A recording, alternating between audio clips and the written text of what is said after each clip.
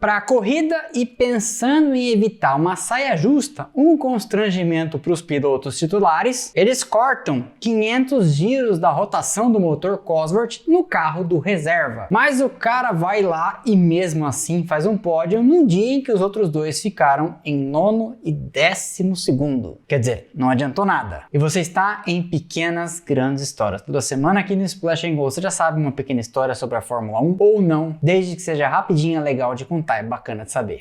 Vamos lá.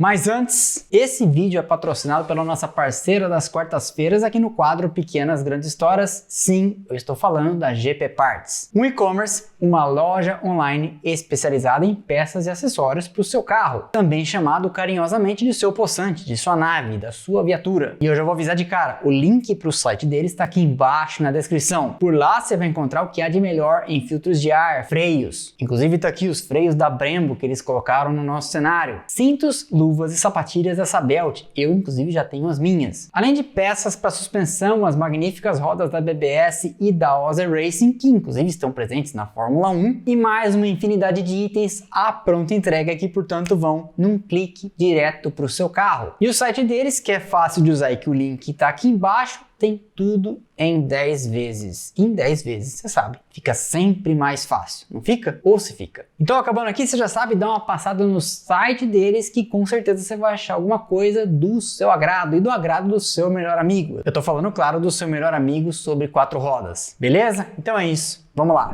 O Grande Prêmio da Inglaterra de 1973 aconteceu no dia 14 de julho e ficou conhecido por um grande acidente. Em inglês, um pile-up. Na época foi considerado um dos maiores acidentes da história da Fórmula 1 e numa tacada só, ainda na primeira volta, eliminou 11 carros. George Scheckter, no momento em 4º lugar de McLaren, colocou uma roda para fora da pista em plena Woodcut, rodou para o lado de dentro, acertou a mureta e levou então com ele um monte de gente que vinha toda junta na primeira volta. De cara, 9 carros, mais o dele e outro que ficou pelo caminho. A Surtees, por exemplo, perdeu seus 3 de uma vez. Imagina a felicidade do dono da Surtees, John Surtees, que era famoso pelo pavio curto, e impressionantemente para a época, o único ferido foi Adamichi, que machucou o tornozelo e encerrou ali imediatamente sua carreira na Fórmula 1. Mas numa época em que morria muita gente, e morreu gente naquele ano, foi um verdadeiro milagre. Bandeira vermelha, corrida interrompida. Mas o que tinha acontecido? Bem, voltamos um pouco para a largada. A McLaren naquela corrida tinha 3 carros na pista. Denny Hulme, campeão de 67, Peter Revson, considerado uma promessa, e George Scheckter, que então era um jovem piloto com fama de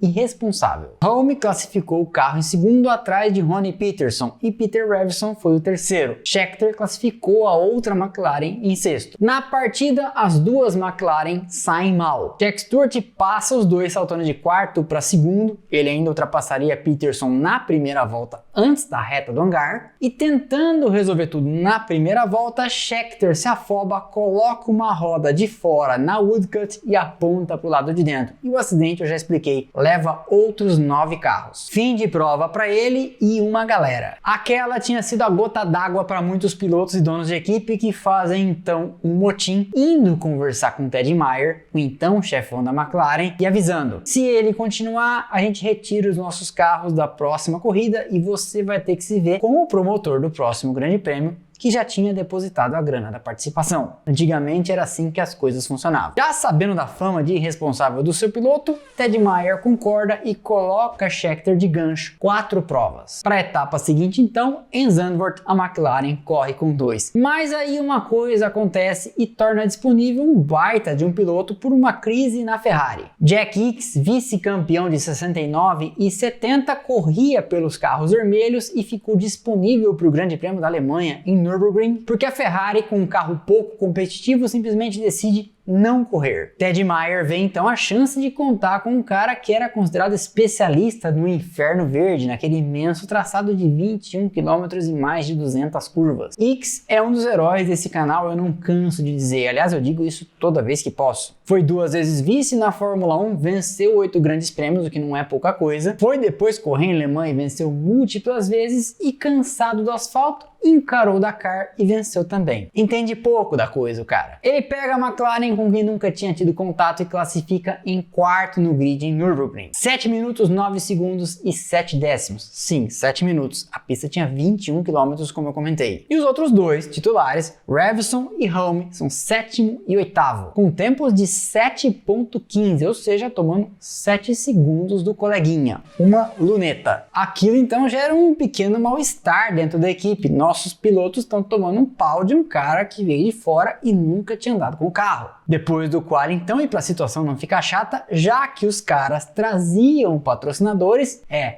gente vai cortar 500 rotações do carro do Ickx. Isso deve bastar para os caras não serem humilhados. Será? Não resolveu, porque com 500 RPM a menos, ainda assim, Ickx leva o carro ao 3º lugar, atrás apenas Jack Stewart e François Sever, com as à época imbatíveis Tyrrell, num dia em que Revson e Hulme foram 9º e 12º, ficando então a equipe e seus pilotos titulares com cara de tacho. Ele não seria mais chamado, até porque a Ferrari volta a correr com seus carros, e a equipe continuaria até o final do ano correndo com 2 até que Scheckter volta no Canadá. Dizem inclusive que essas corridas fora e mais o que ele veria em Watkins Glen teriam mudado a cabeça de Scheckter, que tornou-se um piloto dali para frente bem mais responsável e ainda assim veloz, tanto que foi campeão em 79. Mas o que teria ele visto em Watkins Glen? Pois bem, ele foi o primeiro a chegar à cena do acidente fatal de François Sever nos treinos, mas essa é outra história. Aliás, uma referência, essa história eu vi na biografia de John Barnard. Essa foi então mais uma pequena história do Splash & Go no YouTube, eu espero que vocês tenham gostado. Deixe o like, é de graça, não custa nada, ajuda demais o canal, quebra essa é pra mim. Te vejo aqui nos próximos vídeos lá no Instagram, Twitter, TikTok e Telegram do canal, onde tem bastante conteúdo diário. Valeu e aquele abraço!